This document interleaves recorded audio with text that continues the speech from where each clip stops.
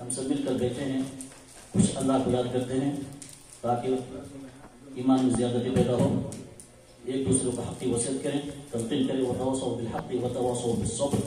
اس لیے ہم لوگ یہاں پر جمع ہیں۔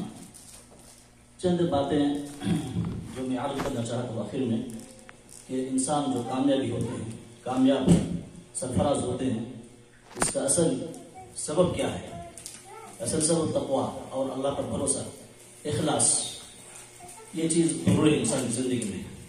سب سے پہلے میں وصیت کرنا چاہوں گا کہ اللہ تعالیٰ کا تقویٰ اختیار کرے، تقویٰ کو لازم پکڑے اور اخلاص کو لازم پکڑے۔ یا ایھا الذین آمنوا ان تتقوا اللہ یجعل لکم فرقانا ویکفر عنکم سیئاتکم۔ یا ایھا الذین آمنوا اتقوا اللہ وآمنوا برسولہ یؤتکم کفلین من رحمتہ ویجعل لکم نورا تمشون بہ ویغفر لکم واللہ غفور رحیم۔ لئلا يعلم أهل الكتاب ألا يقدرون على شيء من فضل الله وأن الفضل بيد الله يؤتيه من يشاء والله ذو الفضل العظيم۔ یہ تقویٰ کی فضیلت اور اس کے متعلق آپ لوگ جانتے ہیں، علماء کرام ہیں، اس لیے اس میں مزید وقت نہیں لوں گا۔ اخلاص جو ہے، اخلاص کی بھی بہت اہمیت ہے، اور اخلاص اگر کسی کے دل میں ہو تو انشاءاللہ وہ ہر طرح کی گمراہی سے بچ سکتا ہے اور ہر قسم کی مصیبت سے وہ بچ سکتا ہے۔ اللہ تعالیٰ کے ارشاد ہے، قال فبعزتك لأغوينهم أجمعين إلا عبادك منهم المخلصين قل إني أمرت أن أعبد الله مخلصا له ديني وما أمروا إلا ليعبدوا الله مخلصا له الدين۔ خیر، یہ اخلاص اور تقویٰ، اس پر کافی بات چیت ہو سکتی ہے، لیکن آپ لوگ علماء کرام ہیں ماشاءاللہ، اس میں بھی میں زیادہ وقت نہیں دینا چاہتا ہوں تو آگے بڑھتا ہوں۔ اس کے بعد جو ہے سب سے اہم چیز جو ہے وہ اللہ تعالیٰ کے ساتھ اپنا تعلق مضبوط رکھیں۔ ہمیشہ اللہ تعالیٰ کے ساتھ جب آپ اپنا تعلق مضبوط رکھیں گے تو ہر مصیبت سے آپ کو نجات ملے گی، اور چونکہ اللہ تعالیٰ ہر چیز پر قادر ہے، ان اللہ علی کل شیء قدیر، تو ہر قسم کی مصیبت سے آپ کو نجات دینے پر اللہ تعالیٰ قادر ہے۔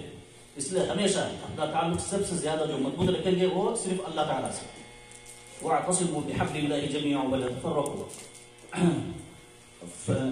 فالذین آمنوا، اور اسی طرح دوسرے اس میں فأما الذین آمنوا باللہ واعتصموا به فسيدخلهم في رحمة منه وفضل ويهديهم إليه صراطا مستقيما۔ یعنی اللہ تعالیٰ کو جب لازم پکڑیں گے، اللہ تعالیٰ کو مضبوطی سے پکڑیں گے تو اللہ تعالیٰ ہدایت دے گا اور اللہ تعالیٰ کو فضل عطا کرے گا۔ یہ فضل سے مراد جہاں پر بھی فضل کا لفظ آتا ہے یہاں دنیا بھی مراد ہوتا ہے، دنیا کا رزق بھی مراد ہوتا ہے، جیسے اللہم انی اسألک من فضلک، اللہم انی اسألک من فضلک و رحمتک۔ اور اس کے علاوہ احادیث میں بھی مختلف احادیث اس میں ملتی ہے۔ ایک مرتبہ اللہ کے رسول صلی اللہ علیہ وسلم کے پاس ایک مہمان آئے، کچھ مہمان آئے، تو اللہ کے رسول صلی اللہ علیہ وسلم نے اپنے ازواج مطہرات کے پاس کھانا کی تلاش کے لیے بھیجے۔ جب کسی کے گھر میں کوئی کھانا موجود نہیں ہے، اس وقت اللہ کے رسول صلی اللہ علیہ وسلم نے دعا کی، اللہم انی اسألک من فضلک و رحمتک فإنہ لا یملکها الا انت۔ یہاں پر جو اللہ تعالیٰ کا فضل مانگا، یہاں فضل سے مراد دنیا میں رزق۔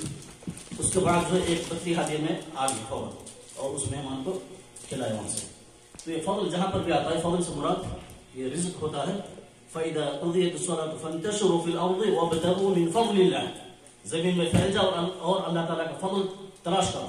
تو فضل سے مراد یہ رزق ہے۔ تو انسان کو دنیا میں جو فضل آپ طلب کرتے ہیں، یا قرآن میں جو فضل کا لفظ آتا ہے، یہ دنیا کے رزق بھی اس میں یعنی بدجاولہ شامل ہے۔ اور انسان کو چاہے کہ انسان دنیا کے رزق کی طرف بھی توجہ دے اور دنیا بھی اللہ سے مانگے اور آخرت بھی، چونکہ دنیا کے بغیر آپ صلہ رحمی کر نہیں سکتے ہیں، والدین کے ساتھ حسن سلوک، صلہ رحمی، اسی طرح غریبوں کی مدد، مختلف اوقات پر آپ کو پیسہ وغیرہ کی ضرورت پڑتی ہے۔ اس لیے دنیا اور آخرت دونوں جو اللہ تعالیٰ سے طلب کرے، مانگے۔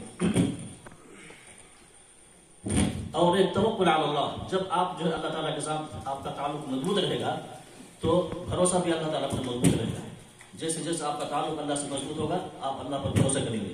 کسی انسان پر بھروسہ نہ کریں، کسی بڑے مالدار، کسی غنی آدمی پر بھروسہ نہ کریں، ہمیشہ اللہ پر بھروسہ کریں اور اللہ تعالیٰ ہی سے امید رکھیں۔